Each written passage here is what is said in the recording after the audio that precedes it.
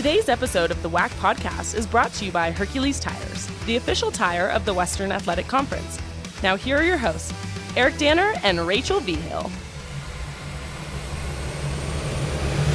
What's going on, everybody? Rachel Vigil and Eric Danner coming to you from our homes. Eric, it is finally February, which means we are just a few short weeks away from WAC Vegas, which is crazy to think about, but happy February.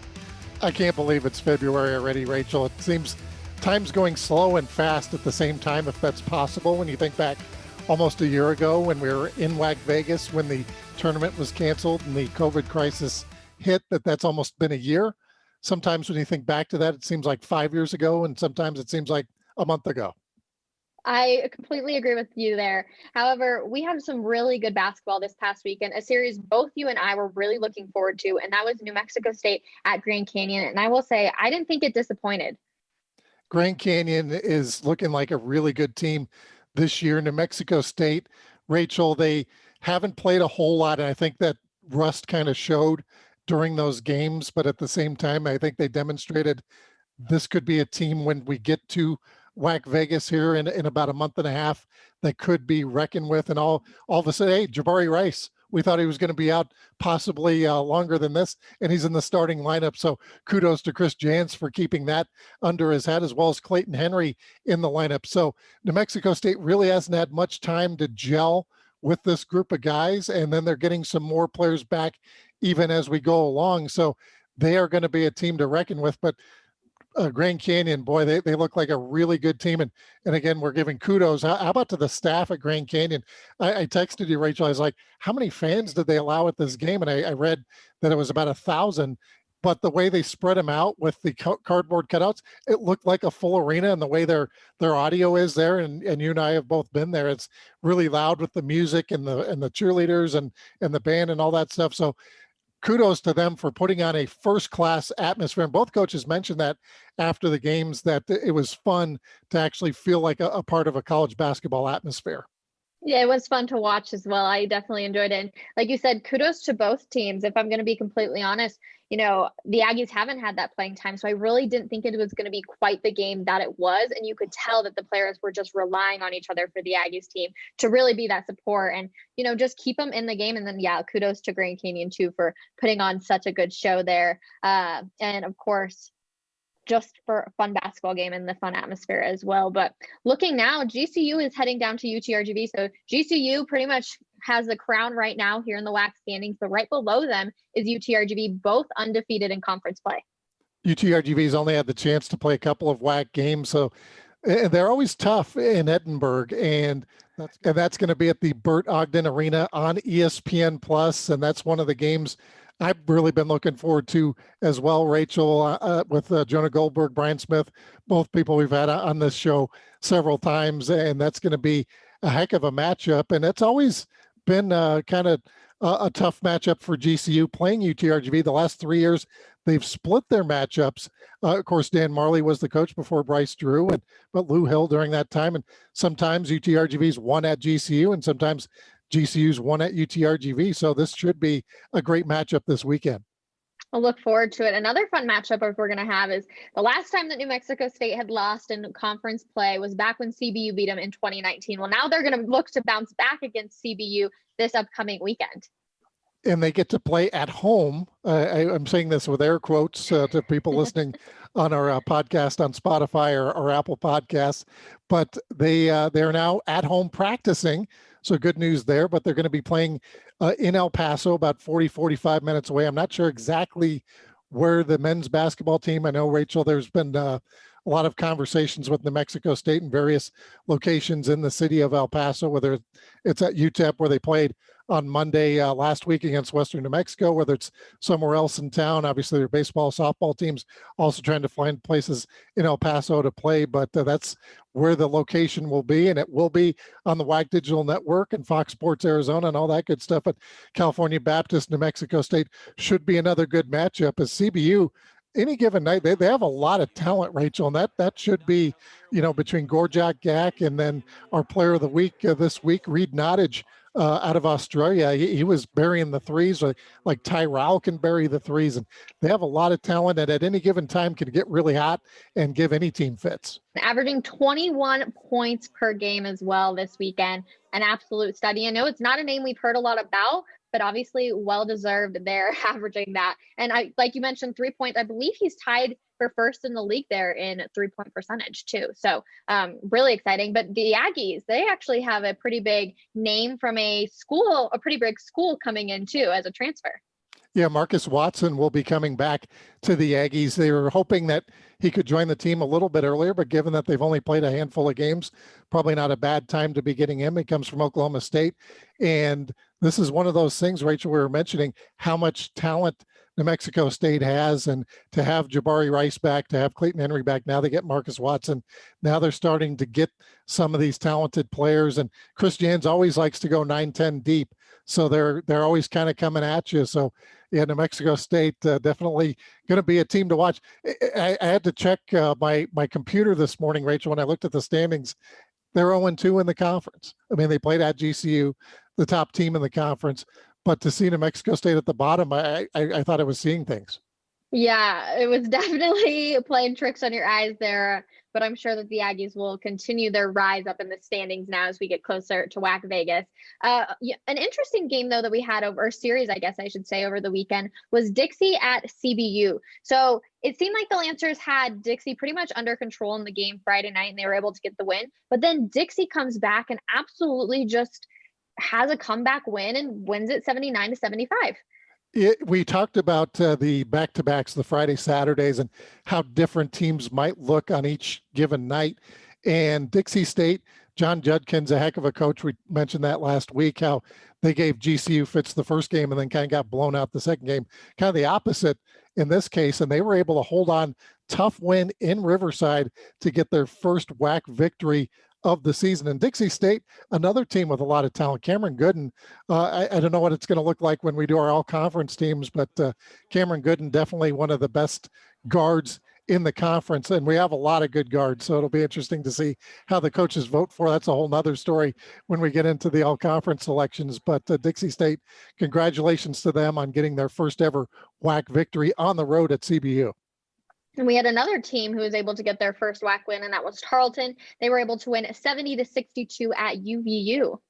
And they were in control much of that game, Rachel. And you talked about it on the road to WAC Vegas, that Tarleton is the top 3-point shooting team in the conference, and they got hot from 3-point land. And Utah Valley, really that second night, wasn't able to kind of get over the hump. You kind of thought that they were having a comeback and that they might be able to catch him, but Tarleton always managed to hit a three or a big shot every time Utah Valley kind of challenged them. Now, something to watch for Utah Valley in that Saturday night game, Rachel, was J.J. Overton went in for a dunk, as we've seen so many times, and he injured his arm on the dunk. So he gets the dunk, and then he goes down the court and he falls, and then at the end of the game, his arm's in a sling. So I don't know if he injured it when he did the dunk, that way, or if he fell funny or whatever, but that's something to watch as we head forward, because J.J. Overton, obviously a big part of that Utah Valley lineup.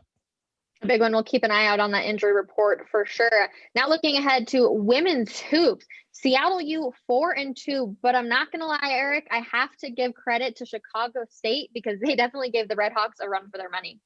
They did on Friday. It was a 9-point lead for Chicago State at the half, and they weren't able to hold on, but Seattle U's a very good team. So, I mean, that does show you Chicago State has improved, and I guess they still haven't won a game, and I don't know about the moral victories and how the coaches feel about that, but they do look much better than in previous years. So you think they're going to put it together for an entire game, one of these games. I don't know who it's going to be against, but yeah, they gave Seattle U a run for their money. Now, the second game, Seattle U was in control much of the way, but you talked to Susie Barcombe last week on the road to WAC Vegas. They have a lot of talent this year. They had a lot of players to replace, but Mackenzie Williams is a really good player. And Georgia Keogh, another Aussie, both of our players of the week this week are from Australia. She gets our player of the week, 14 points, 6 boards. We're average 2.5 blocks and 2 steals. So she had a very complete series there. And that's a player that hasn't maybe got a lot of fanfare just yet, but a great performance by the Redhawks, who are now 4-2 in the conference. A great performance indeed. Another good team we have in the WAC, still currently undefeated, 14-0, and that is the CBU Lancers. So they were supposed to play UTRGV last week. That series got postponed, and now they're going to play New Mexico State this week. So the Aggies also did not play last week. So both teams, I guess, kind of got a quote-unquote COVID bye there, and we'll look to see them play this week. CBU at 14-0, getting to play New Mexico State.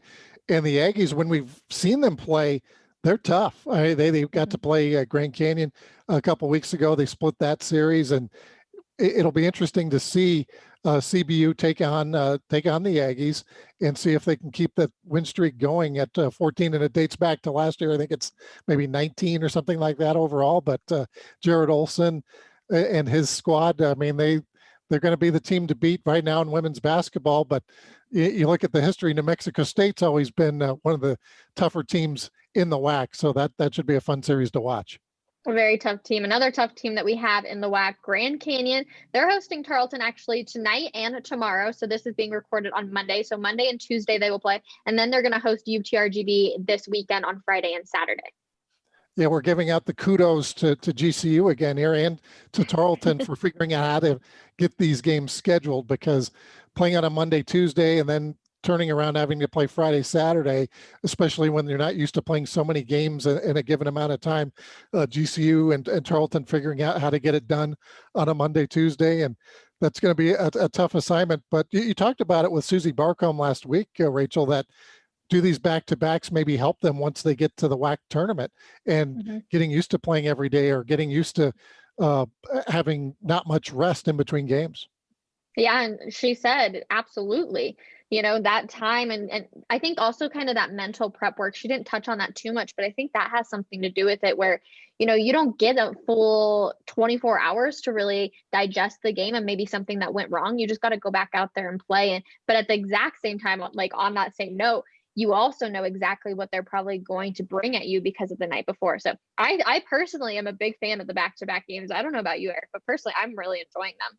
It has been a lot of fun. I wonder when you talk to the coaches after the season ends, if they would be in favor of moving forward with a schedule like this, because I think it's a lot of fun. But yeah, it does make it tough on those second nights, especially. But it is a model that the Ivy League has used for a number of years, whether you play the same opponent on back-to-back nights. It limits travel. It limits the amount of missed class time, those kind of things. So there are some positives. Coach Barcombe mentioned last week that the way it's scheduled, that you don't have back-to-back games or series on the road. So you go home, road, the way it's laid out right now. I don't know with our new teams coming in next year if that would be a possibility. We're going divisional play and all that good stuff. So, but it would be an interesting concept if we stuck with it. Well, we're going to talk about some of those new teams joining us here in just a quick second. But before we do that, Chicago State at Utah Valley this week is another good game to look forward to. And on that note, we are going to take a quick break. And like I mentioned, when we come back, we're going to be talking some WAC new schools and football. We would like to thank our sponsors of the WAC Podcast, Hercules Tires and Adidas. Now, back to Eric and Rachel. Welcome back to the WAC Podcast. Eric Danner and Rachel Vigil coming to you from our homes. And Eric, we talked a lot about basketball, but now let's talk a little bit about football. There has been some rumors going around the country about who could possibly be joining the WAC for this season. It's an interesting dilemma that the WAC has right now, a good dilemma in that we're adding football in July, basically. July 1st is when our new members come in and we're going to have the sport. But to get that AQ, you also need some extra members. And with this transition taking place, it sounds like there's a possibility we might get 2 or 3 other schools to join the WAC on a 1-year basis. Nothing official yet, so that's why I'm not going to name any schools as we're talking here, Rach. But I know our commissioner and our administration looking to add some schools so we can get through that first year of WAC football, so we can have an AQ this upcoming year. And speaking of those schools, we actually had a basketball game featuring some of those schools yesterday on ESPNU. Stephen F. Austin hosting Sam Houston State. Great rivalry. It goes back years and years and years. And they had 2,000 people at the game too. I don't know if you had a chance to watch any of that, Rachel, but great atmosphere at Stephen F. Austin. They defeat the rival Sam Houston State Bearcats. and they beat them 78-68. Now, earlier in the week, Abilene Christian, another team coming into the WAC, they hammered Stephen F. Austin 82-62. So all those teams now have one loss. So we're kind of keeping an eye on that. These teams are going to be in the WAC next year, and these are teams that have played in the NCAA tournament. Abilene Christian a couple of years ago, Stephen F. Austin won at Duke last year, of course. Sam Houston State not too long ago was in the NCAA. So these are very quality teams. Lamar also been in the NCAAs. So that'll be a lot of fun to watch. So we'll have to kind of, obviously we're watching the WAC, but we're kind of keeping an eye down in Texas as well about our upcoming new members. Yeah, so let's jump back though now to some sports that we actually still have in the WAC real quick, and that is WAC volleyball. Started back up. It's hard to believe, Eric. You know, you always think volleyball in the fall. Here we are in the spring, but still quality games that we're seeing despite everything going on. Yeah, it's hard to imagine that we're in the middle of volleyball season already, Rachel, and recording this on a Monday. They play Monday, Tuesday, and that seems to be a pretty good fit for what's happening, obviously, with basketball going on Friday and Saturday. They kind of get the spotlight on Mondays and Tuesdays. So, and we're in conference play already, so there wasn't much of a warm up there, but we're already seeing some players of the week named for Grand Canyon. Yenny Murillo and KJ Adams were both named the WAC players of the week in volleyball, which comes out on Monday, and then they play on Monday. So there's a lot of news coming out on Mondays, Rachel. Yeah, so stay tuned to the WAC social pages on Mondays for sure to find a list of pretty much everything going on. One thing though that is coming back, WAC soccer. It's hard to believe that too. My mind just hasn't really wrapped its head around that quite yet. But Seattle U was picked on the men's side to win, and on the women's side, excuse me. Seattle U was picked on the men's and women's side to win. And actually, we have a big game coming up on Wednesday of this week for the Seattle U men's team. The last time you and I were watching WAC soccer was over, I'm in Colorado Springs right now over at the Air Force Academy at the WAC tournament. And it seems, that's one of those things that seems like it was a long time ago, but it was about a year and a half ago now, or not even that. It was November of 2019. Yeah. Yeah. So it's been a while. It's been a hot minute, as you like to say, Rach, but Seattle U men's soccer, of course, with Pete Fewing, they're always going to be tough. And yeah, they play Gonzaga on Wednesday at home. So they got a big matchup right off the bat. And then the Seattle U women also picked to win, and a big matchup we have right off the bat again as Grand Canyon with Coach Chris Sissel hosting Arizona. The Wildcats will be coming to GCU on Thursday. So we're going to be into WAC men's conference play this weekend already. The schedule is a little different between the men's and the women's. So we have more men's teams. So they're only going to play one game per week, one conference game per week. Whereas the women are going to be doing more of the basketball volleyball model, where they're going to be playing on Thursdays, Saturdays, or possibly Fridays, Sundays, but playing the same opponent twice in the same week.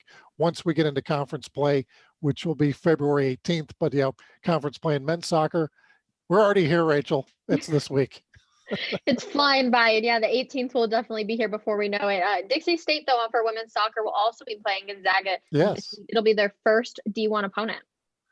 Pretty big matchup right off the bat for Dixie State. And it's amazing, having been in Division II, and I worked in Division II for many years, and that when you're in that transition stage, all of a sudden you get a chance to play some pretty big time opponents. Everybody wants to take a swing at you when you make that transition. Yeah, that they do. Another one we've got coming up is softball. That's also hard to believe. Here we are talking soccer and volleyball. Softball's coming out, and we have our preseason poll being released on Wednesday. It is.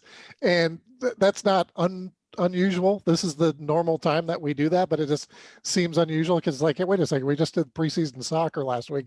Now we're doing preseason softball. Next week, we're doing preseason baseball. So it's pretty, there's going to be so much going on, which is good. We want a lot going on. It's just unusual, I would say, to have this many things going on. First games in softball are going to be February 11th. First games in baseball are going to be February 19th. And then you throw into this mix, Rachel, the WAC swimming and diving championships are going to be happening. It's separated this year. So the women are going to be at Dixie in St. George, Utah, February 17th through the 20th. Following week, going to be at UNLV with the men. And that'll be, and you're going to that, I'm going to Dixie. And then the diving is going to be happening at Northern Arizona. Typically, we've done everything at the University of Houston the last 3-4 years. And you can do the swimming, you can do the diving, you can do men's and women's together. Obviously, with COVID, the numbers are limited, so I had to split them up. The diving facilities, not every place that even has diving. Of course, they have the diving boards, but they have platform diving in Division I, swimming and diving. So that's where Northern Arizona comes in, that they're able to host that. So there's going to be so much going on, Rachel. Wake me up when it's June. Right. Good way to put it there, Eric. Yeah, so much going on, but also so much fun to watch all the athletes be able to compete and everything else going on. So even though it is a lot, I know we're both really excited for it. But that's going to wrap up this episode of the WAC Podcast. Thank you to everybody that tuned in, and we'll see y'all next week. Make sure to follow us on Facebook, Instagram, Twitter, and YouTube. And check out our website at wacsports.com.